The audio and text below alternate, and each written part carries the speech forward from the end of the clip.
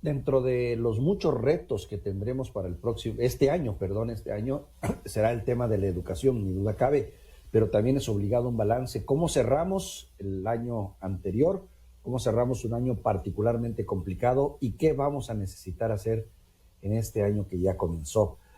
Para eso, pues bueno, recurrimos a Fernando Ruiz, director de investigación de Mexicanos Primero. Fernando, muy buenos días, gracias por estar con nosotros en este espacio. Fernando, tu diagnóstico, ¿cómo terminamos el año en materia de educación y qué vamos a tener que hacer el próximo año? Esa es también la pregunta obligada. Ok, buenos días, muchas gracias por la invitación. Antes que nada, pues feliz año a todos. Gracias. Espero que este año pues, se cumplan todas las metas que se han propuesto. Y sí, nos encontramos ante una situación bastante preocupante. Creo que el año 2020 fue un año atípico en todos los sentidos, en todos los rubros de la vida social, y la educación no escapó a esta dinámica. Nosotros tuvimos que, todo el mundo sabe cómo tuvimos que enfrentar la pandemia en situaciones para las cuales no estábamos preparados, y la autoridad educativa tuvo que emprender una estrategia de educación a distancia, ya que los niños no pudieron regresar a las escuelas para finalizar el ciclo escolar 2019-2020 y para el inicio del ciclo 2020-2021, ¿no? Esto en sí podemos decir que tenemos dos opiniones que queremos compartir. Uno fue que, dadas las circunstancias en las que nos estuvimos desarrollando, fue la decisión que tomó las autoridades educativas federales, en coordinación con las autoridades educativas estatales, fue construir una estrategia totalmente en las transmisiones a través de la televisión nacional, en convenio con las televisoras comerciales. Esto, a juicio, de acuerdo a una encuesta que acaba de publicar hace un par de días la Secretaría de Educación Pública, fue en donde los maestros calificaron que esta decisión fue acertada. Creo que coincido con ellos en decir, no teníamos muchas opciones hacia dónde acudir, dado las limitaciones que tenemos en cuanto a la creación de infraestructura y capacidades de los maestros. Entonces, tuvimos que hacer estas transmisiones que proporcionó una plataforma universal que ofreció contenidos a todos aquellos que los pudieron acceder, y que, a diferencia de las transmisiones que se realizaron allá por el mes de abril, mayo, las que se realizaron a partir de agosto de este año, pues tuvieron una cobertura mucho mayor, que llegó hasta el 95% de los hogares. Sin embargo, estos avances, este esfuerzo que se hizo y que debemos valorar y felicitar a la Secretaría de Educación Pública, que se transformó prácticamente de una institución normativa a una institución productora de programas de televisión y clases por esta vía. Pero sin embargo, esto es insuficiente.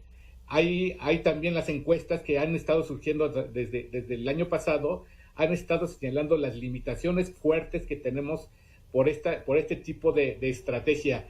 Una de las más claras que han estado resaltando es primero que aún a pesar de las transmisiones televisivas, no todos los niños tuvieron acceso a estas transmisiones. Estamos hablando de alrededor de 1.5 millones de niños que no tuvieron acceso a las clases por televisión, y entonces eso refleja una severa limitación. La segunda es que los formatos de las clases por televisión no resultan atractivos para todos los niños.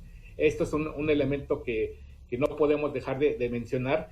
Una encuesta que realizó Mejuredu allá por junio de 2020, lo que nos decía es que la mitad de los niños y de los maestros no les interesaban las clases de televisión. Una encuesta que publicó el periódico Reforma allá por noviembre del año pasado señalaba incluso que las clases por televisión los aburría y no les llamaba, no les atraía la atención, según lo reportaban los padres, ¿no?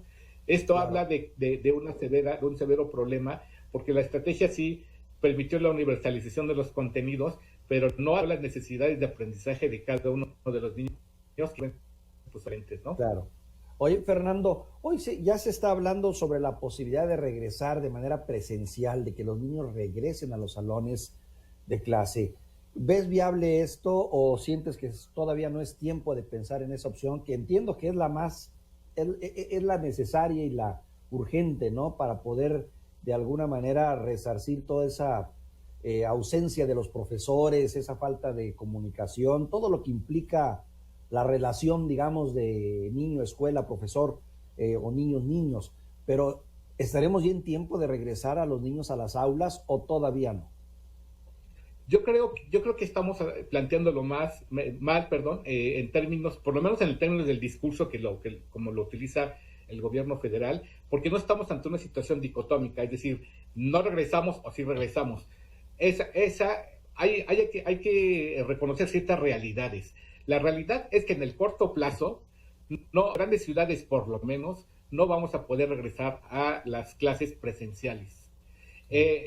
En el caso de las localidades rurales, hay que reconocer que muchas localidades rurales no han presentado o no llegó la pandemia a esos lugares gracias a la posición geográfica de ellas, y que muchas de ellas también tomaron decisiones muy acertadas en el sentido de restringir la movilidad hacia sus comunidades.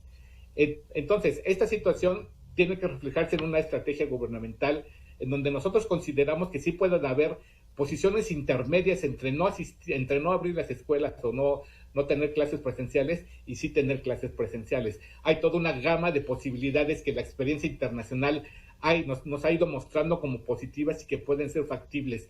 Por mencionarte un ejemplo, en el caso de Venezuela, ellos decidieron hacer unas jornadas que denominaron pedagógicas, en donde las familias tuvieron la oportunidad de acudir a los centros escolares que se abrieron para que pudieran tener ahí contacto, sobre todo aquellos niños que, por ejemplo, que ingresaron a secundaria y que todavía ni siquiera conocen a sus compañeros.